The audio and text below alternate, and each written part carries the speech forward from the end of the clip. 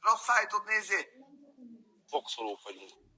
Ide bejönnének a magyar gárdák, hogy Na szétbombáznánk. mondd meg neki, kérdezz meg, kérdezz meg! Számegyenesen nulla vagy öcskös! Gyere, egyél csóró!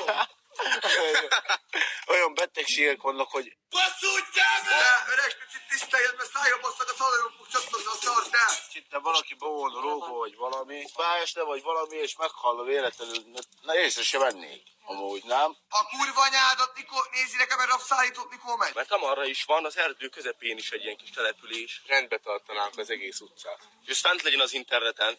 A kurva anyádat, holnap felpofozva, te büdös köcsök! Jad a következményt, hogy rádugrok, szétkönyököllek, neked megyek fejjel, belső combot, külső combot, szanaszéjjel rugdosom, 130 kilóval, betérdelek, befolytalak, szabad fogásba vagy kötött fogásba, kitöröm a kezedet, fejbe rúglak, gyomron rúglak, májgerit adok, kisöpröm a lábadat, utána vállaljad mindezeket.